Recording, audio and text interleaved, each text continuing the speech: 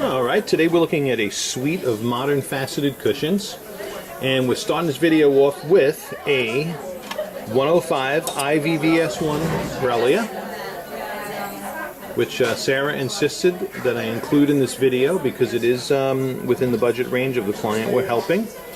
And I know it's a little bit smaller in the weight, however, its spread and size are pretty darn comparable to candidate number 2 here, which is right around that carat 10 size, a little bit over, in an HVS1. Okay. And you can see two different completely personalities of cushion cuts here, but both of them falling within what we would classify as the modern facet structure, i.e. the smaller, more splintery reflections. And this one here has a really good distribution of bright and dark reflections within it. Okay, so even though you got two different beasts here, they're both beautiful. Okay, they're both beautiful cushions. This one though mimics the brightness and contrast of a round hearts and arrows, but in a cushion shape, and is gorgeous, speaks for itself. But I gotta tell you, in the world of unbranded modern faceted cushions, this one here is one of the better options for sure. And I think I would have to say the same about its this other one that we brought in too, which is pretty darn nice. This one here is more around that 115 size. This one is a GVVS2. Okay. And if you'll notice, too, as we're looking at the three of these on the screen right now, you're going to notice they're pretty darn comparable in their size. Okay, which is why Sarah wanted me to include this Relia here, because it's got a very good spread for its cut, even though it weighs the least of these three. All right, so these are three modern faceted cushions, really nice brightness and contrast patterning. Okay, which we would give a 2 thumbs up on in that arena. Okay, and then lastly is the heaviest diamond in this lineup. This one is a diamond. It's a carat and a fifth, or right around a carat 20, and another HVS1. Okay, and you know, not a bad looking stone either.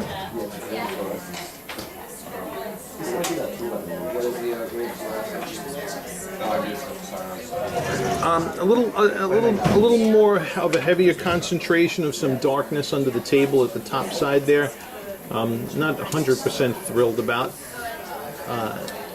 but it would probably, well, it's not bad. You just have to decide if that bothers you more or not. But overall, it is a pretty good looking stone. All right. All right. So there we are. Cushions 1 through 4. Okay. What we're going to look at now is we're going to look at these in spotlighting for fire and sparkle. Okay.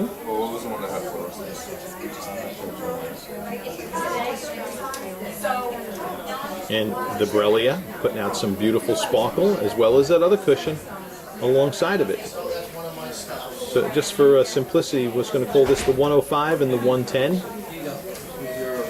There's that one around the 115, also giving really nice scintillation as well.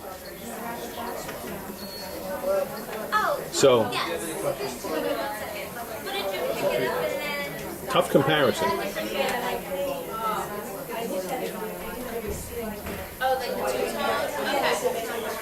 Okay, in this last cushion, I'm not seeing as much sparkle in the last cushion as I am in the first three. So as we're looking at them now in spotlighting, we may want to start thinking about which diamonds to eliminate.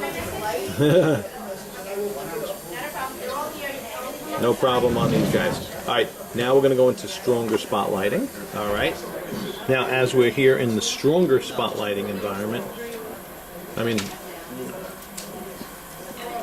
Relia, of course, is lighting up like a Christmas tree, but so is this first one. It's also looking really good too. So you got a tough comparison there. Two absolutely gorgeous cushions. Now we're going to go to the diamond number 3. And I got to tell you, I think I may even have a slight more of a preference for this one than I do that one. And just like the distribution of light in this cushion is very pretty. Okay, look, you got edge to edge sparkles going on in that guy.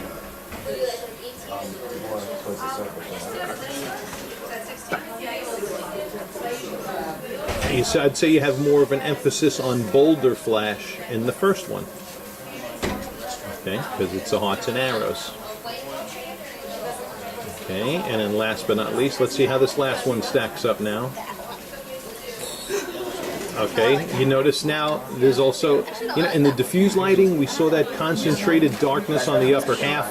And as we've gone into the spotlighting environments with this last one, we're continuing to see that a little too much darkness going on in that one, not as fiery. Right, that diamond right there, that diamond will look great if I just put that on a stage and spin it around with floods of white light. But that's obviously that's not the nature of how we do our videos, so we'll let our competitors sell that one. Okay, and we're going to focus more so on these three as we head into natural daylight with these diamonds. Alright, so as we're heading here into natural daylight, here we got that 105 Borrelia next to that 110 HVS1. Okay, and look at two bright, beautiful stones. So,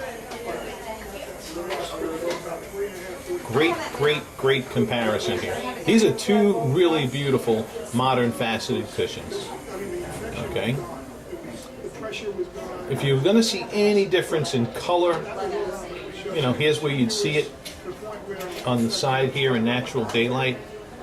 There's a very faint difference, but nothing what I would call an earth-shattering difference.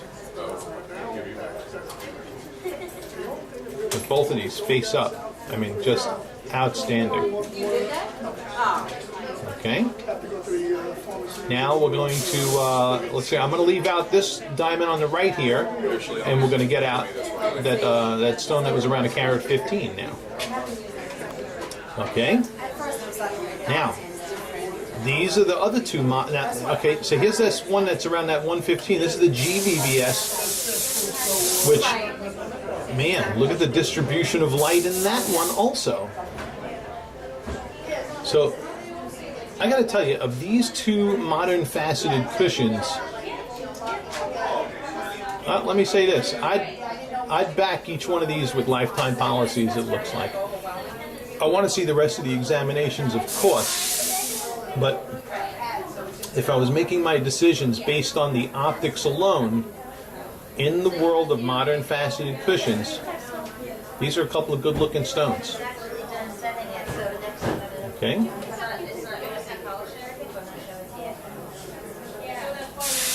And this is the G on the right and the H on my left. But both of these white diamonds, they both face up white, and I'm loving the optics on the two of them.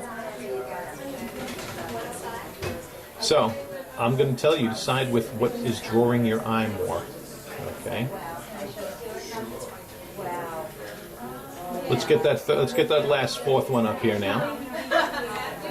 Okay.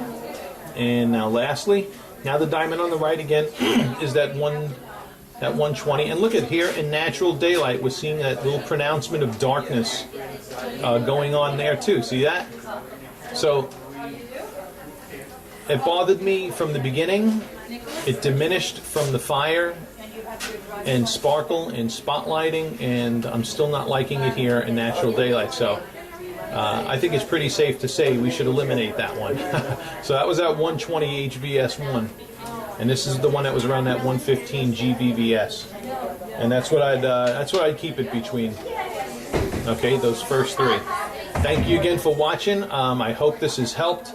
But yeah, a diamond like this here, you put it in a regular controlled lighting environment and illuminate everything, and it'll look great. But that's not what we're about here.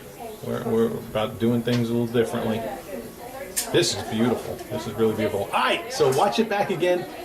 But I think those first three and you got some awesome options there.